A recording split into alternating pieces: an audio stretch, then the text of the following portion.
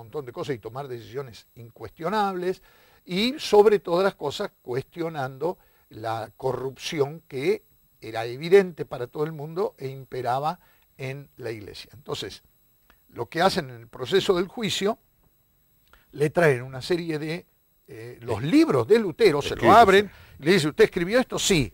Y lo presionan para que se retracte de lo que había escrito. Y Lutero, entre otras cosas, y en su defensa, dice, a menos que se me demuestre con las Sagradas Escrituras que lo que yo escribí acá es erróneo, yo me quedo firme acá. Que Dios me ayude. La famosa frase de Lutero. Acá me planto, que Dios me ayude. Ahora, ese es un principio evangélico fundamental. Ahora, está bien, vuelvo a la historia esa, Pablo. Sin embargo, él sabía que en el caso de la Iglesia Católica, junto con el texto bíblico, se aceptaba también la tradición, sí, la enseñanza, las sí, declaraciones. Eso era en la práctica. Eso pasa a ser dogma con el Concilio de Trento, unos 40 años, después, más o menos, sí, 35 años después del episodio en la Dieta de Worms. Por supuesto que Lutero, como teólogo católico, sabía muy bien el peso de la tradición, es decir, de las enseñanzas de los padres de la Iglesia, de los decretos papales, de los distintos bulas e instrumentos legales que se habían desarrollado con el correr del tiempo y a los que se les atribuía autoridad espiritual. Pero precisamente la razón por la que Lutero es considerado el padre de la Reforma es porque Lutero rechaza todo eso y enseña sola Escritura, solo la Biblia como fuente de autoridad, ¿no? Entonces se transforma eso en uno de los principios de la Reforma, junto con los otros tres: solo Cristo, sola gratia y sola fide, solo la fe, ¿verdad? Son las cuatro patas sobre las que se asienta la fe, el pensamiento, la teología evangélica. Entonces, de lo que estamos hablando acá es que si yo renuncio, consciente o inconscientemente, a sostener que mi fe está fundada en Cristo, conforme el testimonio de las Escrituras, inspiradas por el Espíritu Santo, estoy petardeando una de las columnas fundamentales de mi fe evangélica. Si yo como pastor, el domingo o cuando sea que tengo la responsabilidad de proclamar la palabra de Dios, abro la Biblia como excusa y a veces ni siquiera leo un texto bíblico y me pongo a hablar de cualquier cosa que le resulta entretenida a la gente, pero no expongo la palabra de Dios, estoy bastardeando el ministerio que me ha sido confiado. Si yo tomo la palabra de Dios y ignorando por pereza intelectual los principios de la interpretación bíblica, interpreto la Biblia como a mí se me canta, como a mí se me da la gana, violando todo principio de interpretación bíblica, y usando la Biblia de manera caprichosa, estoy bastardeando el ministerio que Dios me ha confiado. Entonces, agregá también lo que dijiste antes, para abundar. Si yo me pongo a decir cosas que recibo, que digo Dios me dijo, que no están en la Biblia, también estás bastardeando. Por supuesto. O que no están en la Biblia o que están en contradicción con lo que la Biblia explícitamente enseña. Hay muchas cuestiones que parecen grises, ¿verdad? Que explícitamente no la vas a encontrar en ningún versículo, pero los principios bíblicos, los principios espirituales están y son los que deben guiar la comprensión de las propias Escrituras. La Escritura tiene que ser entendida primero bajo la guía del Espíritu Santo y en segundo lugar la propia Escritura tiene que interpretar la Escritura. Ahora, si a mí se me ocurre inventar una doctrina, ¿qué es lo que está ocurriendo? Por eso esto no es solo un problema de pereza espiritual, esto también es un problema de insalubridad o de corrupción espiritual, porque empezamos a inventar doctrinas falsas. y nadie las discute. Y todo el mundo dice amén, amén, amén y amén. Y andan dando vueltas por ahí gente que se llama evangélica, pero la verdad han destruido uno de los fundamentos de la fe evangélica. Y cuando este se destruye, se ponen en cuestión todo lo demás. Desaparece solo la fe, desaparece la gracia y desaparece Cristo, que tiene que ser siempre el centro. Estamos con una gravísima, desde el punto de vista teológico, con una gravísima crisis cristológica. Hemos fabricado un Cristo que no tiene, hablo de iglesias evangélicas, un Cristo que no tiene nada que ver con el Cristo del que dan testimonio las Escrituras. Resulta que lo que yo leo en el Evangelio, leo de un Jesús que no tenía dónde reclinar su cabeza. Y estoy escuchando un Evangelio que habla de un Jesús, Rey de Reyes y Señor de Señores, y de sus servidores que tienen que construirse un palacio porque son siervos de Dios. ¿En qué quedamos? No existe tal cosa como la pobreza evangélica, o la única expresión de la bendición de Dios es la riqueza sobreabundante.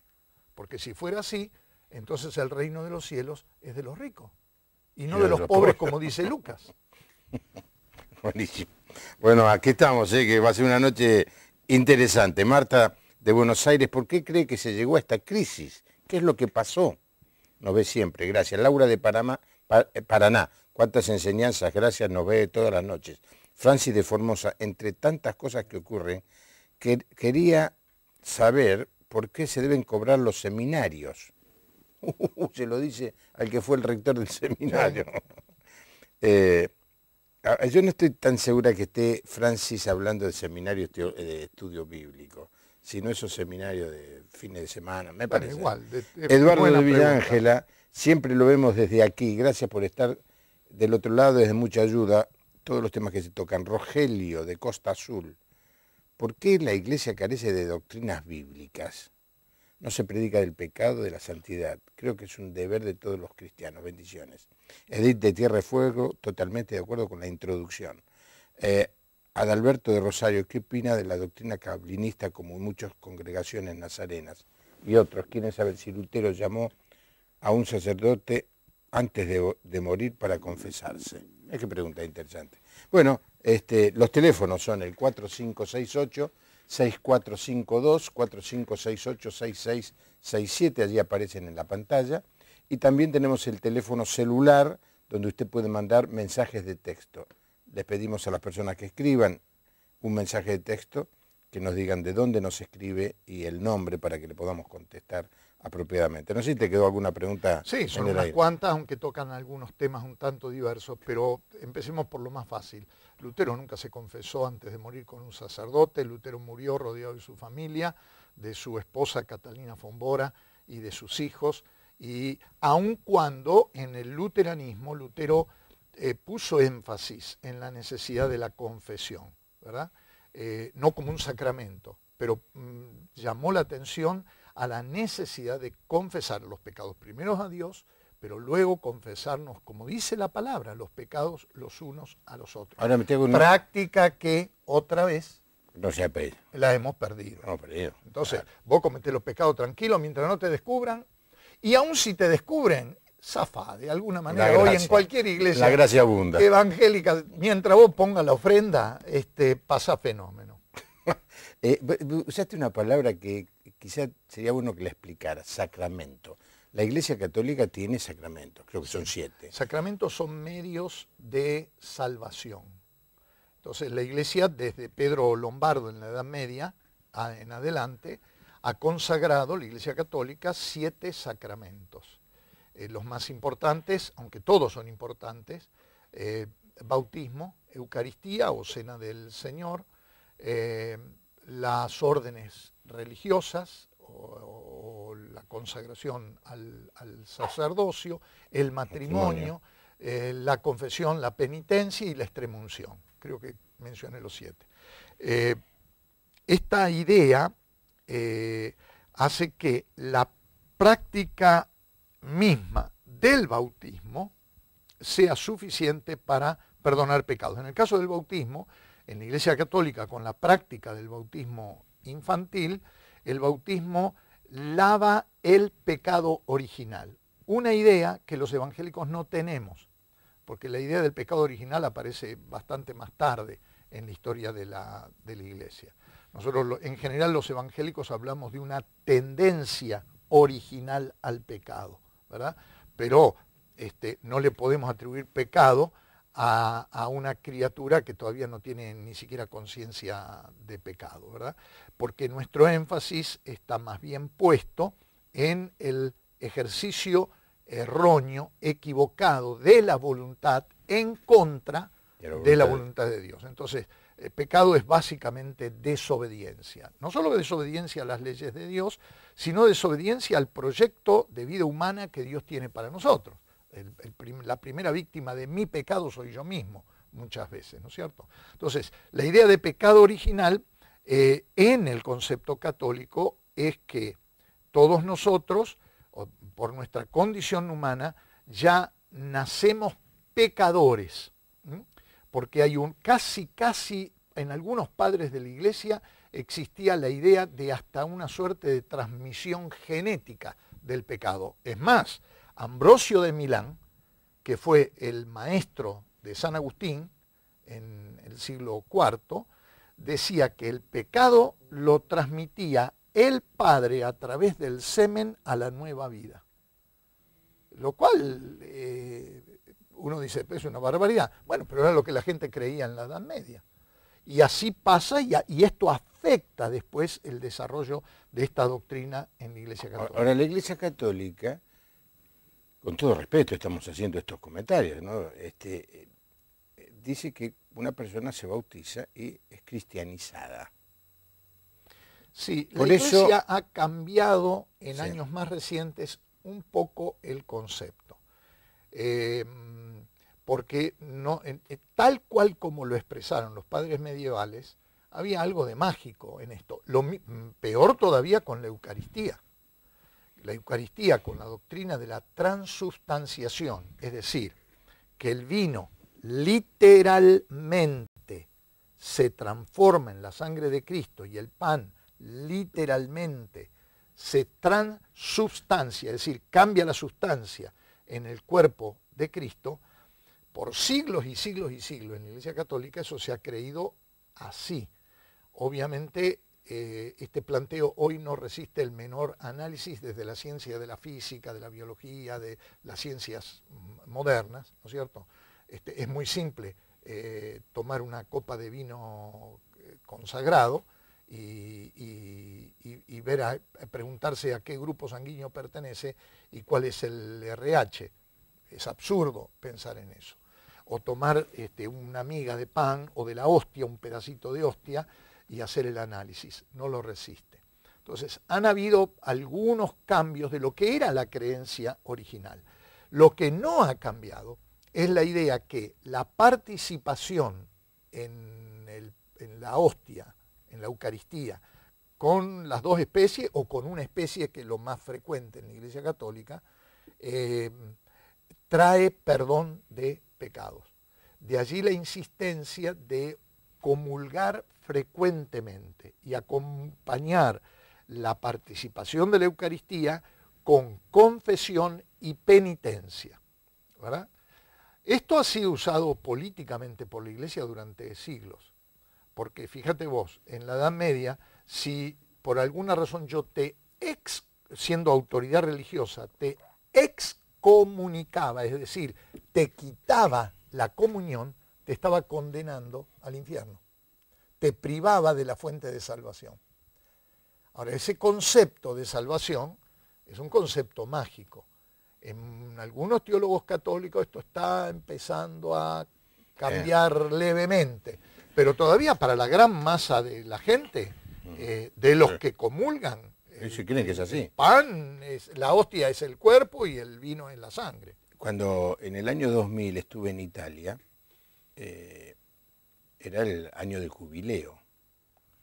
Y yo tuve en mis manos, lamento haberlo compartido y terminé perdiendo, un folleto que decía que si yo atravesaba las 4 puertas principales de 4 catedrales, de San Pedro, San Pablo, San Juan, que era la catedral cuando Lutero visitó, Sí.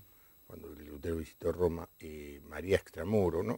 O San Pablo Extramuro y María Maggiore, que está ahí cerca de la Termini, de la estación del ferrocarril. Si yo pasaba esas 4 puertas, tenía absolución cotidiana, absolución universal, no sé, cotidiana y perpetua. Sí. No estás hablando del siglo de la Edad Media, te estoy hablando de hace 14 años. Exacto. Son tradiciones que de origen medieval que se han perpetuado y que son muy difíciles de cambiar. De hecho, en todo el mundo ha habido un eslogan que ha dicho que la iglesia es la puerta del cielo o la puerta al cielo. ¿Por qué? Porque en aquel entonces, antes del Concilio Vaticano II, solamente había salvación en la Iglesia Católica. Había que ser parte de la Iglesia Católica para poder ser salvo. Esto cambió con el Vaticano II y ha seguido ese proceso de leves cambios, pero revisando un poquito estas viejas tradiciones y creencias que vienen del pasado, ¿no? Había otras preguntas interesantes en... Sí, a ver. ¿Por qué se cobran los seminarios? Que no tiene nada que ver, pero como fuiste director de un seminario. Sí, bueno, el Seminario Internacional Teológico Bautista, que tiene 103 años de vida, cobra aranceles desde siempre, desde su fundación en 1912. Aranceles muy bajos. Ahora, ¿por qué los cobra?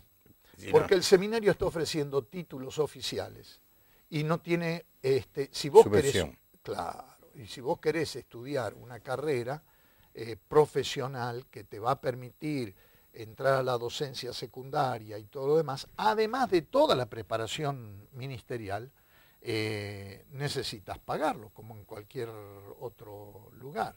Si no fuera así, ¿cómo financiás la enseñanza? ¿Cómo pagás los gastos del edificio? ¿Cómo pagas los sueldos de los profesores? A menos que les pida que enseñen gratis y le pidas al Señor que haga el milagro de todos los meses pagar las decenas de miles de pesos que cuesta la luz, el gas, el agua, teléfono, Sí. Impuestos, etcétera, etcétera, etcétera. Si alguien tiene la solución a eso, yo mañana mismo lo pongo gratis al seminario. Sí. Eso y muchísimas otras cosas. Porque cobran... Es lo mismo que preguntar por qué las iglesias levantan ofrendas. Claro, Y bueno, pues si la ofrenda hace falta para pagar los gastos que tiene la iglesia y cumplir su ministerio. claro. Bueno, acá tengo un montón de mensajes más. Adalberto de Rosario, no, ya lo leí. Leandro de Santa Fe, que explique qué es la sana doctrina. ¿Los católicos la tienen? ¿Por qué se dice que se pierde la salvación si no se toma a Cristo? Depende de la sana doctrina, bueno, una mezcla de cosas acá. Desde Dairox, el pastor Romero nos mira todas las noches, nos dice, nos lo dejamos con la boca abierta. Y Liliana de Pergamino, lo felicito pastor Bongarray, también a su invitado. Yo sería feliz de tener un docente de tal magnitud. Es un poco caro, pero puede tratar de contratarlo. Haceme publicidad, Pablo. El Maxi de Tres Arroyos, ¿qué opinan de las iglesias G12? Bueno, es un tema, no sé si lo Ya quieren lo tratar. tratamos 20 veces. Pero hay gente que quiere que... Todavía están esperando que Fernando, cambie de el opinión. Leonardo de Mar de Ajo, Mateo 6:24. Diego de Concordia, disculpe la pregunta, ¿puedo tratar de ladrón a un líder? María de Merlo, ¿qué opina de lo que ocurrió en Panamín Misiones, que quemaron a toda la familia de la iglesia evangélica allí? No conozco este tema, la verdad. Yo tampoco. Sí.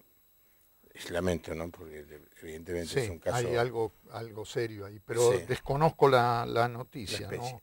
Bueno, aquí Sí. estamos con el pastor Pablo Deiros tratando de entrar en tema, que es ayudar a las personas a que no sean perezosas. Intelectualmente. Entre otras cosas, Que intelectualmente. piensen la fe. Que piensen la fe. Que hagan el esfuerzo por leer y entender la Escritura bajo la guía del Espíritu Santo. En el libro de Proverbios hay hay varias referencias con respecto al perezoso. Yo tengo un sermón que se titula así: un león, dos leones, ningún león. Porque dice el perezoso, hay un león en la calle, no voy a salir a trabajar. Sí, seguro. Después, versículo más adelante dice, hay dos leones en el camino, no voy a ir a trabajar. Claro. Pero en realidad es que no hay ningún león, el tipo se quiere quedar durmiendo. Sí. Entonces inventa la excusa. Juan Pablo, el tema de la sana doctrina es interesante. Dale. En general, los evangélicos hemos tenido una comprensión de la doctrina de carácter intelectual. Hemos caído presa de una suerte de religión dogmática, igual que en la Iglesia Católica, y en algún sentido igual que en buena parte del protestantismo, especialmente el protestantismo histórico, el protestantismo más tradicional, donde la fe se define por un credo.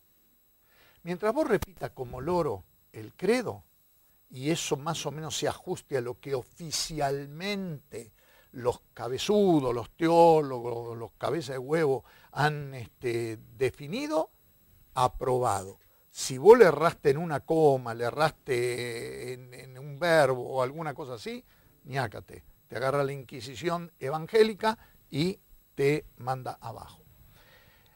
El Nuevo Testamento habla de la sana doctrina. Es más, en Tito, capítulo 2, Pablo le recomienda a Tito, capítulo 2, versículo 1, pero tú habla lo que vaya de acuerdo con la sana doctrina. E inmediatamente da ejemplos. Y no dice, repitan Juan 3:16, crean que la Biblia es inerrante, crean que va a haber una gran tribulación antes del regreso del Señor, o un milenio, o crean en esto o crean en lo otro, o crean que la tierra fue creada en 6 días de 24 horas y después en el séptimo el Señor se tomó 24 horas de descanso. No dice nada de eso. Fíjate lo que dice, y fíjense lo que dice Pablo, o lo que entiende Pablo por sana doctrina. Que los ancianos sean sobrios, serios, prudentes, sanos en la fe, en el amor y en la paciencia. Asimismo, las ancianas, líderes de la iglesia, deben ser reverentes en su porte y maestras del bien, no calumniadoras ni esclavas del vino, entre otras cosas. Deben enseñar a las mujeres más jóvenes, y sigue la lista larga sobre qué es la sana doctrina. Lo que hemos producido muchas veces los evangélicos son gente que, muy hábil en aprender de memoria 10 versículos bíblicos y 10 principios más o menos generales, tradicionales, que sostienen a rajatabla porque son los principios que se inventaron para crear sus denominaciones. Son productos históricos. Ahora, cuando vos ves a estos líderes celosos de la sana doctrina, que a la menor desviación, páfate, le cortan la cabeza a alguno, no son sobrios, no son serios, no son prudentes, no son sanos en la fe porque no tienen fe en nada, en el amor y en la paciencia. Las ancianas son unas chismosas de primera que dividen a la iglesia a cada rato y encima alguna le dan al buen vino. Bueno, si es bueno, no es tan pecado. Entonces, pastores que son deshonestos, que se van con la secretaria, se roban la plata de la iglesia o andan permanentemente pidiéndole plata a la gente simplemente porque quieren cambiar el auto. Entonces, ¿qué es la sana doctrina? La sana doctrina es vivir como vivió Jesucristo y hablar las palabras de Jesucristo y actuar como actuó Jesucristo y no llenarnos la boca de un verso o de un relato, para usar una palabra de moda, que ni nosotros mismos creemos, pero que lo repetimos simplemente para que los demás no nos juzguen, quedar bien con los demás o seguir siendo aceptados por el grupo. Entonces, me parece que acá también necesitamos una seria revisión. La verdad es que hay un montón de grandes defensores de la fe que hoy no están viviendo la sana doctrina, porque están cometiendo algunos de los pecados que Pablo señala acá a Tito, más los que señala a Timoteo en sus 2 cartas, más a los que hace referencia en muchos otros pasajes. Es decir, decimos proclamar el Evangelio, pero la verdad no siempre estamos viviendo el Evangelio, que en definitiva es lo que el Señor quiere, y en definitiva, cuando estemos delante del trono blanco, el Señor no nos va a preguntar, repetí el credo apostólico, decime cuáles son los principios bautistas, decime cuál es la fe de los hermanos libres. No nos va a preguntar ninguna de esas cosas. Nos va a preguntar qué hiciste con tu prójimo, qué hiciste con el Evangelio, ¿lo compartiste o no lo compartiste? ¿Qué hiciste con las oportunidades que te di de vivir el Evangelio? Y lo negaste permanentemente con tu conducta, con tus acciones, con tus pensamientos, con tus palabras. Ahí está la cuestión. Y la única manera en que vamos a recibir el bien, buen siervo y fiel, sobre poco has sido fiel, sobre mucho te pondré, no es repetir un libro de teología denominacional de memoria. Es repetir el Evangelio de Jesucristo en la vida diaria, minuto a minuto. Y ser fieles en eso. Porque el problema, repito lo que decíamos antes, el problema que hoy estamos enfrentando los evangelios, que tenemos el título de evangélicos en la puerta de la iglesia, iglesia evangélica, pero adentro se reúne una secta que del evangelio no tiene nada. ¿Soy muy duro o me dejaste claro? No, ¿Qué piensan? a mí al pastor este que nos llaman todas las noches lo dejaste con la boca abierta. No, ¿sabés qué pasa? No quiero abundar, porque así en grajeas, yo estoy diciendo eso todas las noches. Lo que pasa es que vos venís la decís todas juntas, ¿no? Porque si viniera toda la noche... Bueno, vení, te dejo mi puesto. María de Melo, Virginia Mendoza, Hebreos 10 hasta el 26, no sé, el pasaje que nos dice, anónimo, gracias por la iluminación que están acercando, gracias por no haber una autoridad en que vigile lo que se diga, bendiciones. Alfredo Salcedo de Tucumán, los felicito. Yo creo que algunas iglesias se preocupan más en ocupar un lugar como líder y no predicar el amor de Dios. Beatriz de Rosario, ¿por qué solo veo prosperado a los pastores y a la Grey no, a los miembros no? Interesante pregunta. Amelia de Ushuaia, ¿cuánta razón tiene el pastor Pablo Hedero? Sucede con frecuencia la prédica de la prosperidad. Mira, casi no mencionaste eso, pero la gente captó rápidamente, ¿no? Sí. Luis de San Pedro, misionero, me alegra mucho saber que hay siervos de Dios que hablan la verdad. De Trileu, Chubut, ¿hay alguna iglesia que sea como la del programa? Por suerte no. Acá creo que por suerte Pablo, no. Creo que acá hay que hacer una aclaración. Estamos tratando de, lo que dijo alguien, de ser honestos primero y hablar la verdad. Y la verdad nadie la tiene. La verdad ha sido revelada en Jesucristo. Es una persona. Conforme el testimonio de las Escrituras. Entonces uno se puede equivocar en la comprensión de eso o no. Por otro lado, yo quiero que la audiencia tenga en claro que si hablamos en estos términos un poco fuertes y con mucho entusiasmo, primero es porque Juan Pablo y yo tenemos una relación de muchos años y de tremenda confianza y compartimos las mismas preocupaciones, porque varias veces hemos charlado sobre esto. Y segundo, porque permítanme cierta pasión en la manera de expresarme, porque creo que estamos en un momento complicado hoy las iglesias evangélicas en la República Argentina y repito, es un problema en todo el continente.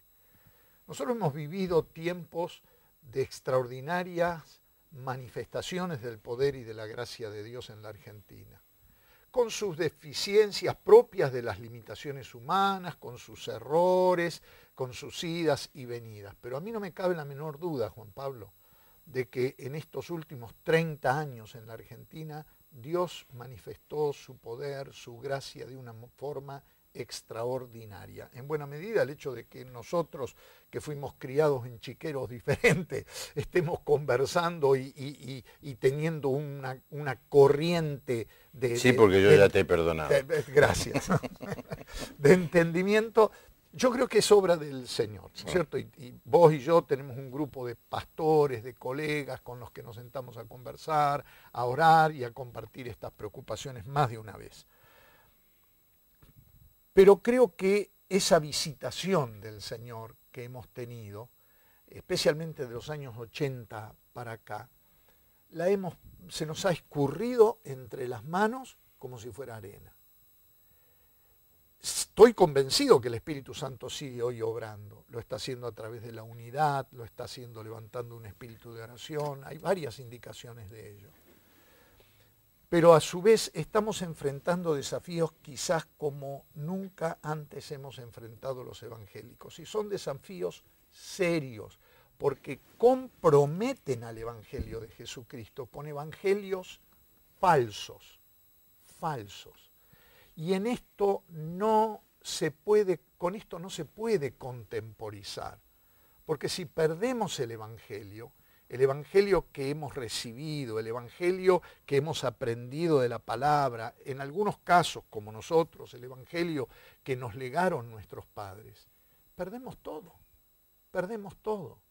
Estamos transformando a nuestras iglesias en centros de mercadeo del Evangelio. Estamos transformando a nuestras iglesias en centros de manifestación de poder humano, no de gracia divina.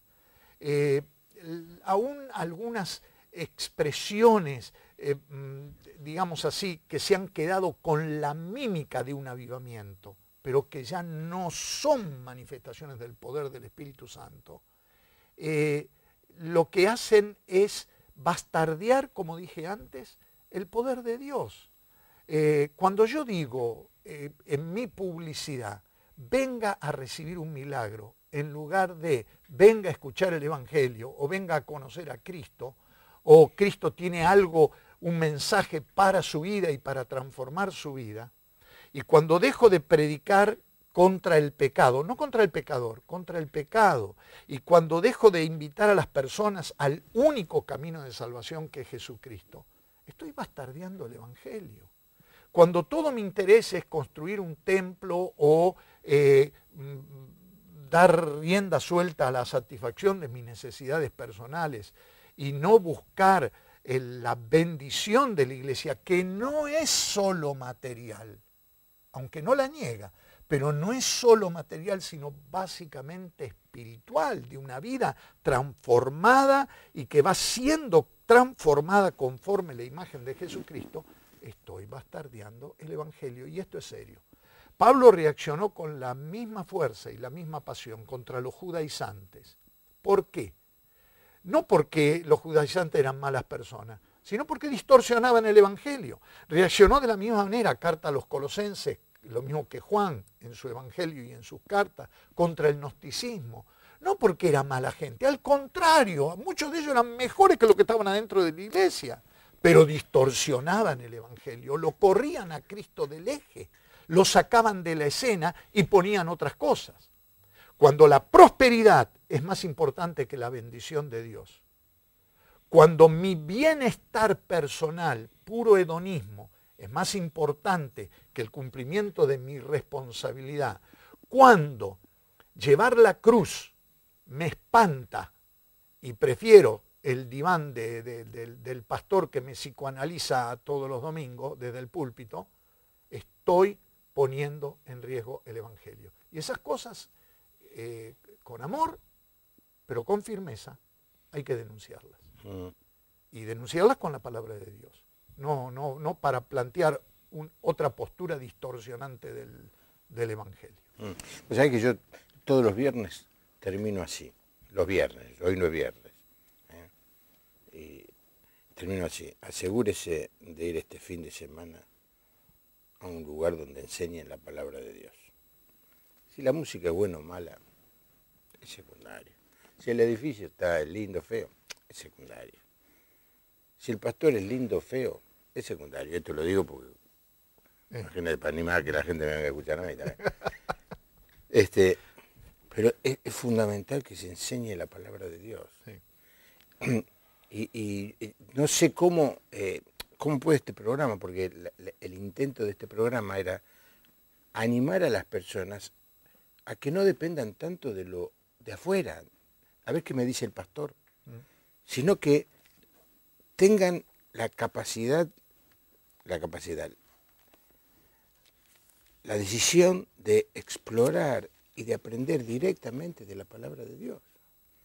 Esto que denunciaba Pablo de los iletrados bíblicos es creciente porque la gente, número uno, no trae la Biblia a la iglesia. El viernes vino Tomás Mackay, otro íntimo amigo nuestro. ¿Y qué dice? Traer la Biblia a la iglesia. Y yo, pues ahí me estoy preguntando, yo pongo las transparencias para que sigan la Biblia. ¿Hago bien o hago mal? Bueno. Lo hago pensando en la gente nueva que no tiene Biblia o que no sabe buscar. Sí. Porque a veces, viste, cuando vos decís, es joven. Sí, no, además es una cuestión práctica, pero igual vale la pena levantar la pregunta, Juan Pablo. Hoy, de hecho, tenemos la Biblia en el teléfono, en la tableta. Sí. Conecten su iPad. Exacto, y todo lo demás. Yo creo que son recursos técnicos, pero me parece que no le podemos echar la culpa al uso de recursos técnicos por el analfabetismo bíblico. Al contrario, con tantos recursos técnicos, ¿cómo es posible que no conozcamos las Escrituras? Si la podemos leer en cualquier rincón donde estemos. Podés manejar el auto escuchándola. Además, entonces, el problema no está en los recursos técnicos. El problema está en que nos hemos alejado de la palabra de Dios. Y creo que en esto tenemos que revisar nuestra tradición y volver a Lutero. A menos que me convenzan con la palabra de Dios que lo que yo he escrito está equivocado, yo acá me planto, que Dios me ayude. Y casi le cuesta la vida. El tipo se tuvo que mandar a mudar esa noche. Lo salvaron un grupo pero lo salvaron con la pluma de la cola medio quemada. Y lo interesante es que cuando el hombre escapa, que algunos príncipes alemanes lo ayudan para escapar, ¿a dónde va Lutero? Lutero va a un castillo, el Warburgo, tremendo castillo ahí en Sajonia. ¿Y qué es lo que hace en el Warburgo? Completa su traducción de las Sagradas Escrituras al alemán. Alemán que fija la lengua alemana para toda la historia. Además de escribir un montón de otros tratados.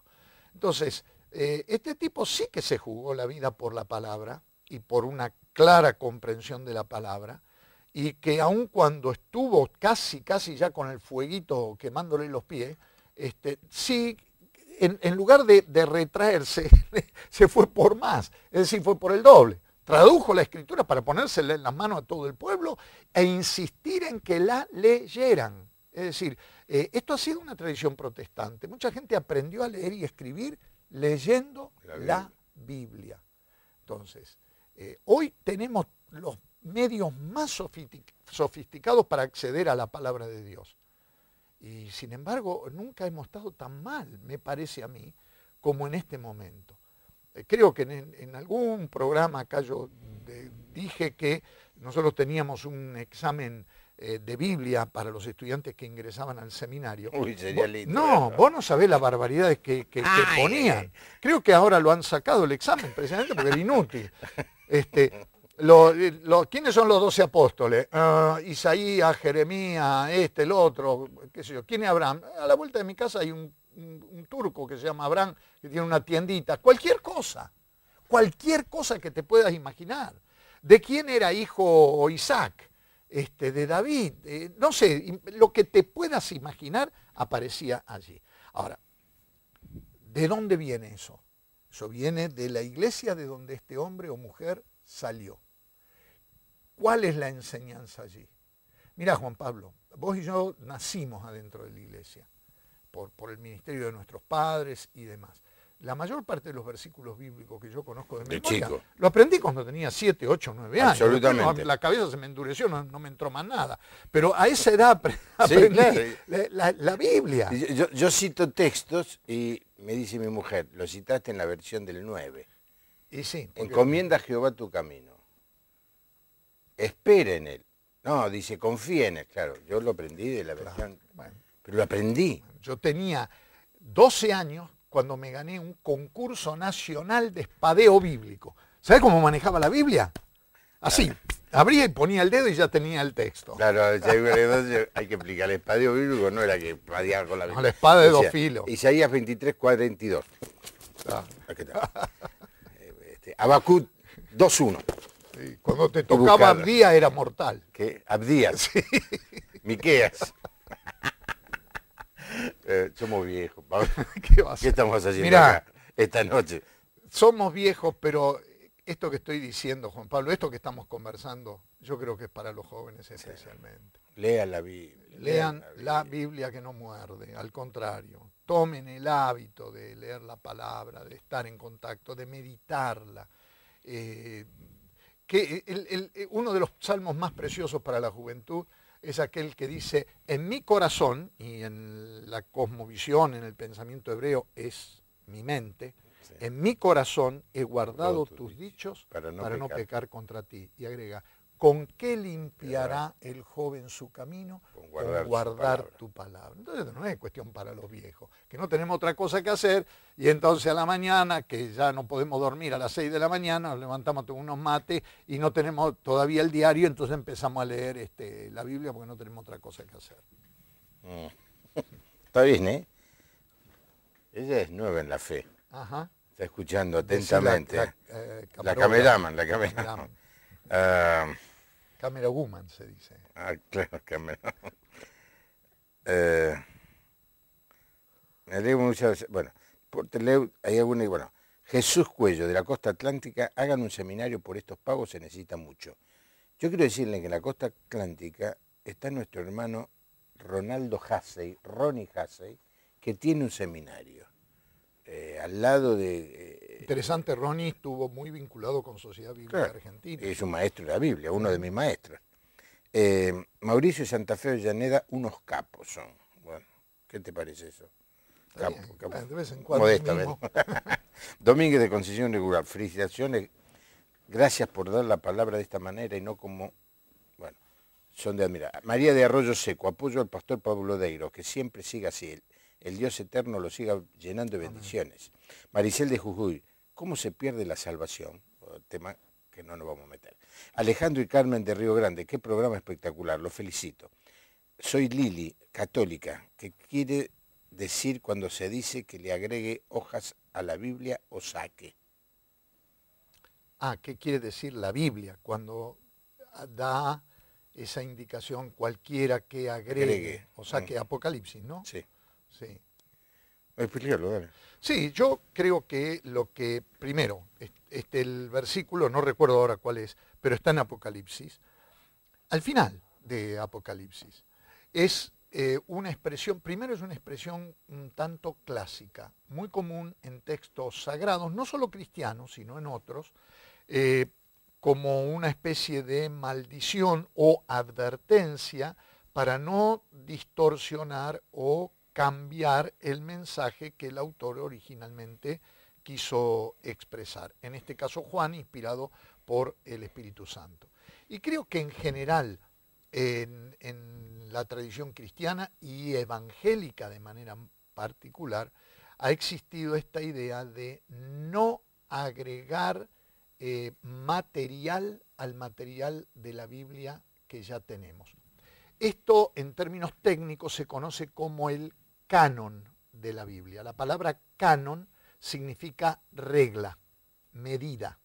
Entonces, la Biblia tiene un canon, tiene una medida que ha sido fijada por la Iglesia a lo largo de 20 siglos de existencia y que a su vez ha heredado de la tradición judía, que son los 39 libros del Antiguo Testamento en la Biblia hebrea, la Biblia que tienen los judíos hoy, por ejemplo, y los 27 libros del Nuevo Testamento. Con los católicos hemos tenido un poco de discusión porque en algún momento los católicos reconocieron autoridad espiritual a algunos libros heredados de la tradición hebrea que fueron considerados como deuterocanónicos, es decir, un segundo u otro canon, un canon más amplio, con un arreglo un tanto diferente, y que los evangélicos llamamos apócrifos, porque no son escritura que no es reconocida de igual valor y autoridad que las escrituras canónicas.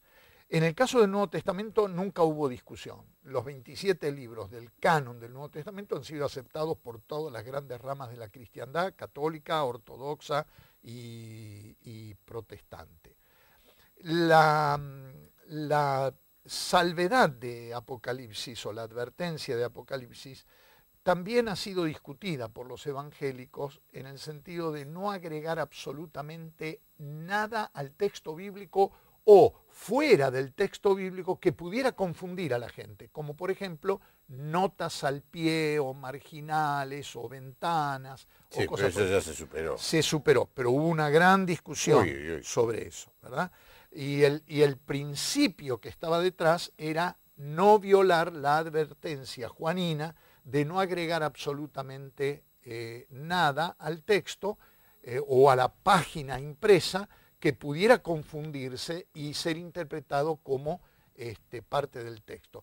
Tanto es así que incluso hubo mucha discusión en su tiempo con el agregado de los números de capítulos y de versículos, que son muy viejos, vienen del siglo XVII, y especialmente los títulos.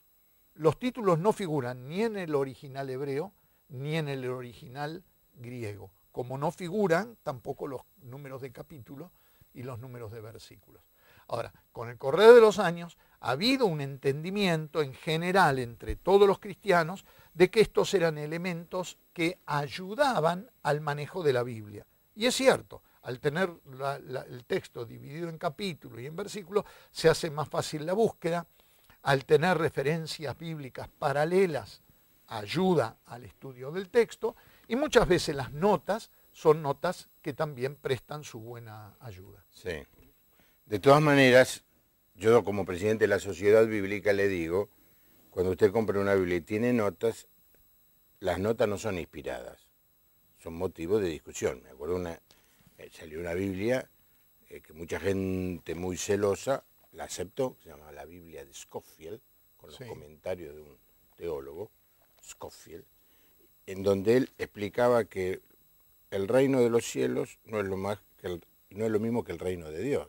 Y claro, vos mirabas los pasajes y eran lo mismo. Entonces, es decir, no, Scofield era un gran hombre y un buen teólogo. Un buen teólogo que anotó y alguien se lo publicó. La palabra de Dios es clara, en cualquier versión usted se va a dar cuenta qué es la Biblia y qué son los comentarios. Gracias, Pablo, por venir. Sabés que esto deja abierto para que sigamos 2 semanas. 2 semanas. Bueno, toma nota. Viniste muy entusiasmado, enérgico. Sí, bueno. Te está cayendo bien el ser jubilado. Sí, muy bien, claro. Gracias a Dios. Gracias a Dios. Bueno, espero que le haya gustado el programa. Un montón de preguntas y gente que nos llama y nos dice cosas interesantes y también nos hace preguntas interesantes. Me comprometo a hacerlo volver pronto a Pablo acá al programa. Siempre nos enriquece, nos ilumina con su presencia. Pero si queda algo de este programa, dice Martín Fierro, la miseria entra en la casa ¿de quién? Del haragán. El creyente que no lee la Biblia es un haragán. En consecuencia, después le pueden vender cualquier buzón. Exacto. Cualquier buzón. Sí. Entonces dice, está en la Biblia. ¿Cómo vas a encontrar un tema en la Biblia si nunca la leíste, hermano? Sí, no tenés ni idea si está en el Antiguo, en el Nuevo. Y empecé a leer los Evangelios. No empecé, porque viene gente, quiero leer el Apocalipsis. No te compliques la vida. No te compliques la con vida. Lucas, Hechos. Exacto. Marcos, también es muy lindo. Juan, sí. Mateo. Lee, y una vez no, varias veces, hasta que te llenás de la persona de Cristo, que es el centro, el motivo del Evangelio. Que tengas una buena noche. Nos encontramos aquí mañana. Para todos los que les gusta tener una dentadura feliz, va a venir un odontólogo que nos va a decir cómo tener sonrisas. Sonríe, hermano. Sonríe, hermano. Había una publicidad que decía... No, Sonríe, hermano es un libro que escribió Norma. Tu sobre señora. Humor evangélico. Sonríe, hermano. Voy a hacer un programa de humor, ando buscando humoristas. Bueno. ¿Tu señora? No, ella escribió ese libro, sí, está bien, pero no es contadora de... No la quiere traer, no la quiere mostrar, sí, la tiene guardada acá. La tiene guardada. Bueno, yo me hice amigo de Pablo por ella, porque éramos compañeros de trabajo juntos. Que tenga una buena noche, hasta mañana. Que Dios le bendiga.